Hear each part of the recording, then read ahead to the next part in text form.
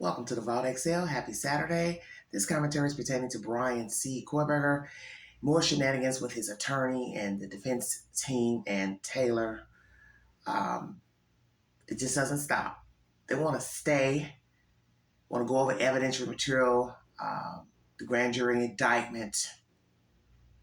Idaho has a law after 6 months, if the trial has not, uh, the defendant has not gone to trial, then the grand jury indictment can be dismissed. Just more junk.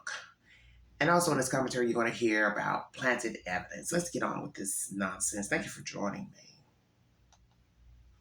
Tip, but it's still just a tip.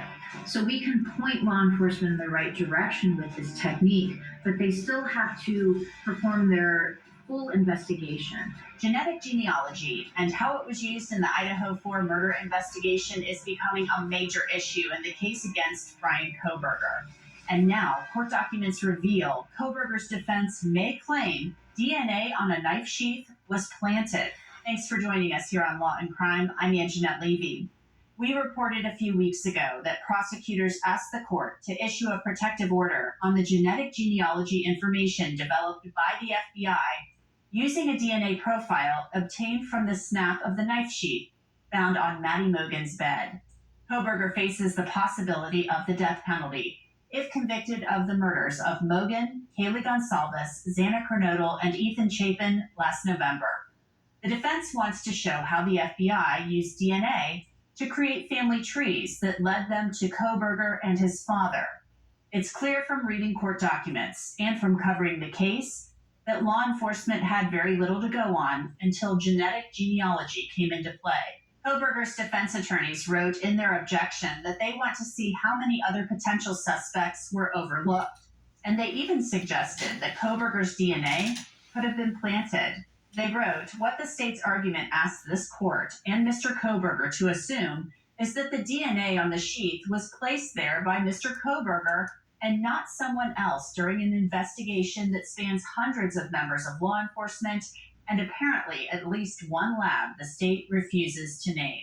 Prosecutors have now responded to the defense's objection, writing, presumably then, defendant was attempting to show how the investigative genetic genealogy information is material to the preparation of his defense when he asserted that someone other than the defendant may have placed his DNA on the K-bar knife sheath. But the state is at a loss as to how that theory supports a claim that the IgG information is material to the preparation of his defense. In other cases, prosecutors haven't been forced to turn over the genetic genealogy information. I spoke with Cece Moore, an expert in the field, about this earlier this year. The precedent that we've seen set is that you could save hundreds. Brief intermission. Sorry about that. Far, it's really been discussed in pretrial hearings, grand jury trial hearings, if at all. I've been on hold for dozens of cases to be an expert witness, and I've been canceled in every single one because of the precedent that we're seeing set, because of the rulings that judges are making.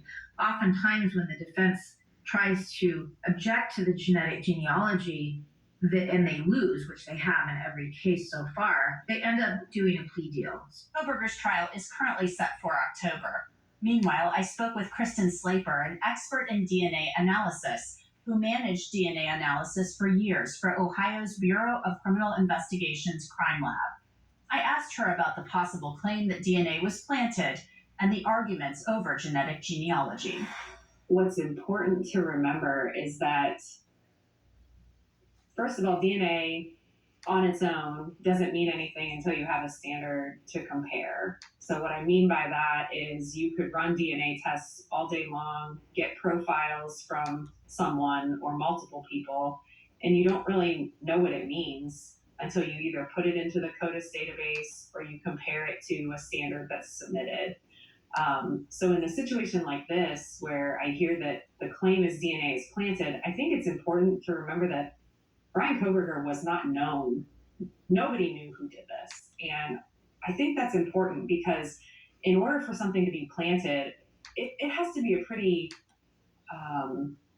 it's got to be pretty planned out to plant someone's DNA. You have to have their DNA, first of all. Exactly. You have to have an item that their DNA is on and know that only their DNA would be found on it in order for a result to be produced the way that it was. For it to be one person on this knife sheath, for it to be enough DNA that you could generate a profile from this, that you could put it into CODIS, that you could then go on to do genealogy, you have to have a decent amount of DNA for that. And so it has to be really carefully planned, I think, if you're going to plant someone's DNA. And then, like I said, not knowing who the person is when the DNA lab runs the test, the DNA lab is only generating what's there and what they have. And we always had a saying in the lab that you either get the right answer or you get no answer.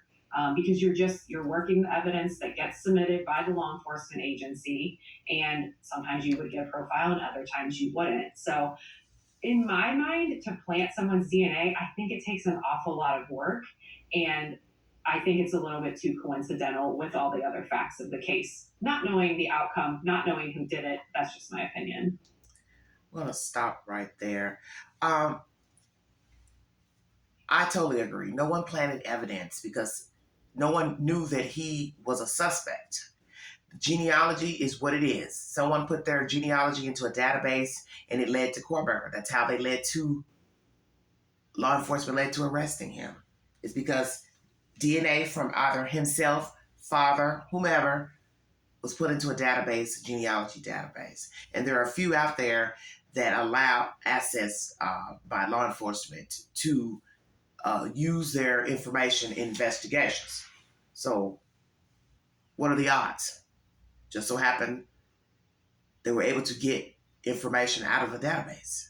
It is what it is. If the children did not know him, these young people did not know him, weren't friends with him, their associates and friends weren't friends with him, then how would his DNA get on the knife sheath? Okay? The knife is missing, as far as we know. And 9 times out of 10, a knife was carried inside of the sheath to the house.